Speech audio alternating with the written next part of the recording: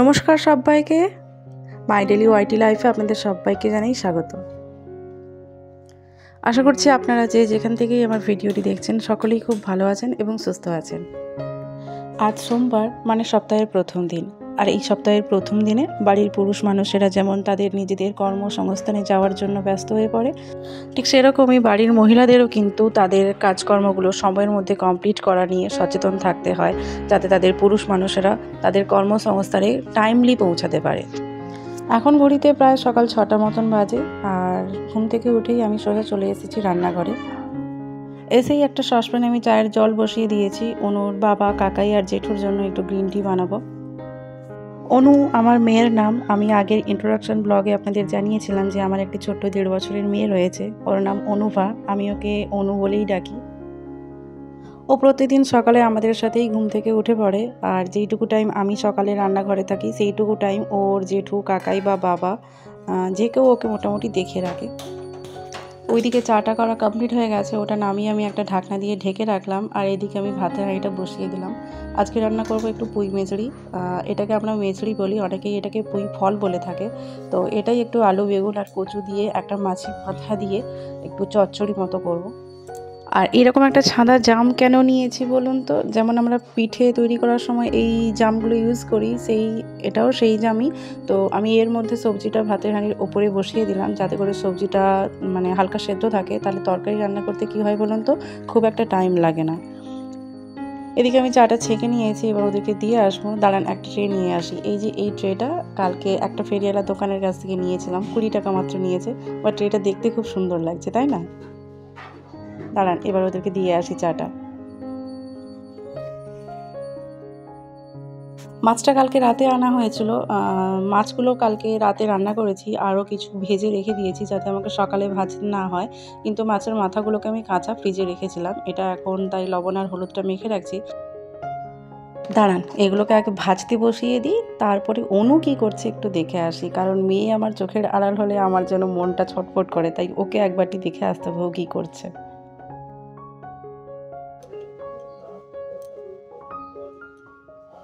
কেটা রে? কোনটা দাদা? কোনটা দাদা? হ্যাঁ, তোর কি ব্রাশ হয়েছে? উফ উফ। গুড মর্নিং, গুড মর্নিং অনু, গুড মর্নিং। নে দাদাই, তুই এবার মাছ।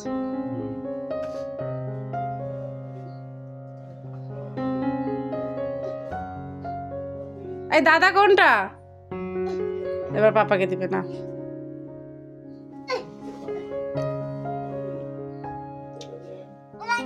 উফ, কি করবে বুঝতে পারছি না। ও বাবা, কি করে নাচু নাচু করে? নাচু নাচু কেমন করে? এরকম নাচ, একটু নাচ দেখাও তো। আহা টমেটোর গান করো কেউ। टमेटा बड़े मजेदार, टमेटा बड़े मजेदार।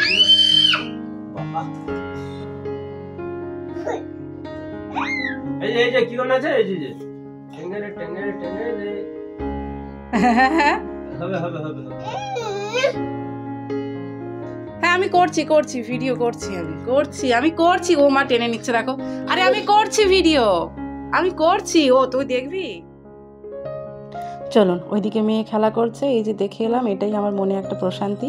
তো এদিকে এসে দেখলাম যে মাছের এক পিঠ অলরেডি ভাজা হয়ে গিয়েছে, তাই অপর পিঠটা একটু উল্টে দিলাম। আর এদিকে আমার ভাতটাও প্রায় হয়ে এসেছে, এবার ভাতটাকে একটু গড়িয়ে নেব। ওদিকে ভাতের হাঁড়িটা নামিয়ে রেখে আমি এদিকে একটা প্রেশার কুকারে একটু আলু সেদ্ধ করে নিচ্ছি, কারণ কালকে মাছগুলো ভেজে রেখেছিলাম, ওই মাছগুলো দিয়ে একটু ঝোল করব। তবে কি জানেন তো, প্রেশারটায় কিন্তু সিটি পড়বে না, আলুগুলো জাস্ট হালকাই সেদ্ধ হয়ে যাবে। আর বোধহয় এর নয়েজেলটা একটু খারাপ হয়ে গিয়েছে, অনেক পুরনো প্রেশার কুকার তো। আর কালকে রাতে জানেন তো, আমি একটু আলু আর পেঁপে বসিয়েছিলাম। আমি তো আর জানি না যে ওর সিটিটা খারাপ হয়ে গিয়েছে। আমি জানি সিটি পড়বে, বেশ পেঁপে আলু বসিয়ে দিয়ে বসে আছি। কিন্তু অনেকক্ষণ হয়ে গেল সিটি পড়ছে না দেখে, যখন আমি চেক করলাম দেখলাম পুরো কালো হয়ে মানে পুড়ে গেছে। মানে আর একটু যদি আমি দেরি করতাম তাহলে যে কী হতো মানে সে ভগবান ছাড়া আর কেউ জানে না। অ্যাকচুয়ালি কিন্তু খুব বেশি পুরনো প্রেশার কুকার হলে সেগুলো চেঞ্জ করাটাই ভালো, না হলে ওই মানে ওই ভেপারটা জমা হয়ে গিয়ে না ওটা বাস্ট হয়ে যাওয়ার সম্ভাবনা থাকে। তো যাই হোক, সেই হাত থেকে অ্যাটলিস্ট রক্ষা পাওয়া গেছে। আমি একটু আগেই খুলে নিয়েছিলাম। আর এটাও এখনও সিটি পড়বে না, তবুও চেক করছি। একটু পরেই হয়তো আমি বন্ধ করে দেবো, কারণ ভেপারটা যদি না তৈরি হয় আবার এই আলুটাও আবার পুড়ে ছাই হয়ে যাবে। তো এইদিকে আমি ওই কালকের বাসি মাছগুলো আর একটু হালকা করে ভেজে নিচ্ছি।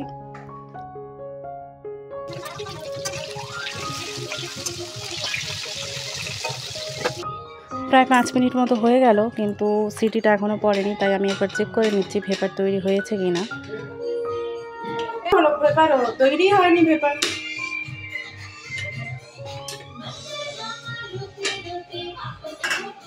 খারাপ হয়ে গেছে মনে হয়।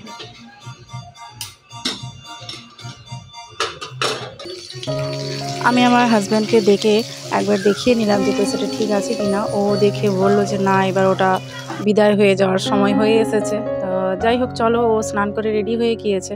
আমাকে তাড়াতাড়ি করে রান্নাবান্নাগুলো কমপ্লিট করতে হবে। হাতে আর প্রায় 15 মিনিট মতো আছে, তার মধ্যে আমাকে 2টো তরকারি কমপ্লিট করতে হবে। এই 15 মিনিট বলতে না জানেন, একটা অনেক পুরনো কথা মনে পড়ে গেল। মানে যখন আমি হোস্টেলে থাকতাম, মানে আমি মাস্টার ডিগ্রিটা মেদিনীপুর বিদ্যাসাগর ইউনিভার্সিটি থেকে করেছি। তো ওখানে ওই টাইমটাতে আমি হোস্টেলে থাকতাম। আর হোস্টেলে তো মানে রান্নাবান্নার কোনো চল থাকেই না, তবুও গ্যাস ওভেন ছিল। সেটা শুধুমাত্র একটু টুকটাক চা বা একটু টিফিন এইসব বানানোর জন্য, আর তার জন্য আমাদের নির্ধারিত টাইম ছিল 15 মিনিট। আর আমরা এই 15 মিনিট টাইমটা টিফিন বা চা না বানিয়ে কেউ বানাতো, আবার আমি কি করতাম যে মানে ওই 15 মিনিট টাইমটা আমি কোনো কিছু তরকারি বানিয়ে খেতাম। কারণ হোস্টেলের যে সমস্ত রান্নাবান্না তা আমরা সকলেই প্রায় জানি, কিছুতেই খেতে পারা যায় না। তো আমরা কি করতাম, টুকটাক মশলাপাতি, পেঁয়াজ, আদা, রসুন এগুলো প্রায়শই মানে একটু অল্প অল্প করে কিনে রাখতাম। তো যখনই টাইম পেতাম, হয়তো হোস্টেলের যেই তরকারিটা মানে আমাদেরকে দেওয়া হতো, আমরা সেটাকে আরেকটু মশলা দিয়ে মডিফাই করে নিতাম, যাতে করে একটু ভালো করে আমরা খেতে পারি। ইভেন আমরা চিকেনটাও পর্যন্ত এই 15 মিনিট টাইমে করেছি। প্রথমে কি করতাম, চিকেনগুলোকে একটু ম্যারিনেট করে নিতাম, একটু বেশি টাইম ধরে ম্যারিনেট করে রাখতাম, আর পিসগুলো একটু ছোট ছোট করে নিতাম। দেন কি করতাম না, একটা প্রেশার কুকারে একটু মশলাপাতিগুলো একটু ভালোভাবে নেড়ে নিয়ে চিকেনটাকে হালকা একটু 5-7 মিনিটের মতো কষে নিয়ে প্রেশার কুকারে বাকি 5-7 মিনিট কী করতাম না, সিটি দিয়ে দিতাম। এইভাবে মোটামুটি 15 মিনিটের রান্নার চলটা আমাদের ওই হোস্টেল থেকেই তৈরি হয়েছিল। তো সেটা এখন আমার প্রায় টুকটাক একটু কাজে লাগে, কিছু টিপস ফলো করতে, যাতে করে তাড়াতাড়ি আমি রান্নাবান্নাগুলো কমপ্লিট করতে পারি। তো চলুন, দেখতে দেখতে প্রায় অনেকটাই গল্প করে নিলাম, অনেকটা মানে একটু পুরনো স্মৃতিচারণ করে নিলাম। অনেক দিন আগের কথা, মানে ওই দিনগুলো না খুব মিস করি। তবে এখন মনে হয় যে এই দিনগুলো যদি ফিরে পেতাম কতই না ভালো হতো। আমার মনে হয় আপনাদেরও নিশ্চয়ই এরকম কোনো স্মৃতি থাকবে। যদি কোনো স্মৃতি এরকম থাকে হোস্টেল লাইফের, তাহলে প্লিজ আমাকে কমেন্টে সেটা শেয়ার করতে পারেন।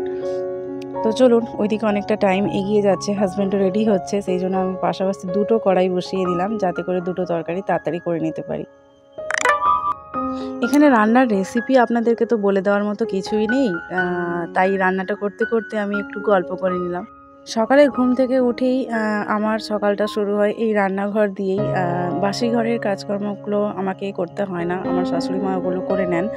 বিয়ের পর থেকেই কোনো দিনই হয়তো করতে হয়নি, যখন মা বাড়িতে থাকেন না, হয়তো সেটা 2-1 দিন হতে পারে, তখন হয়তো করতে হয়েছে, কিন্তু আর না হলে কখনোই আমাকে বাসি ঘরের কাজকর্ম করে রান্নাঘরে ঢুকতে হবে এরকমটা কখনো হয়নি।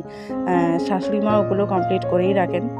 তো যাই হোক, রান্নাবান্না কমপ্লিট করে আমি হাজব্যান্ডকে রেডি করে বের করে দিয়েছি। ওই সময় আর ক্যামেরা ধরতে পারিনি, আর তারপরেই আমি মেয়েকে নিয়ে চলে এসেছি একটু ছাদে, ওকে নিয়ে একটু খেলাধুলা করবো বলে।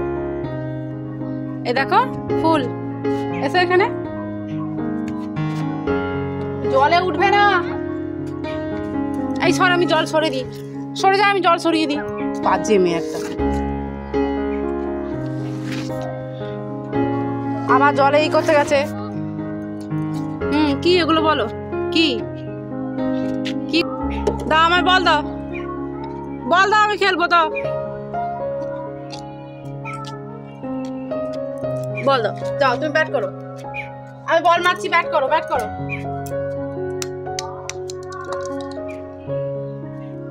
বল নিয়ে আসো, যাও বল নিয়ে আসো, বল আনো যাও, দাও বল দাও, আমি বল করছি না, তুমি মারো না, আমি ব্যাট করব, তুমি বল মারবে। আচ্ছা না, যাও। উই ঠামিলে বকবে, ঠামি বকবে। কি বাবা, পা ছাড়ো, কত ধান নষ্ট করে দিলে। এলে আমাকে এক্ষুনি খেয়ে ফেলবে। পারি আয়, চলে আয়।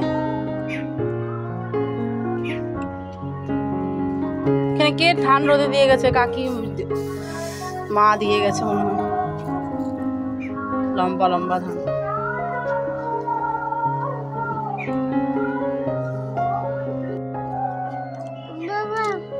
থামমি,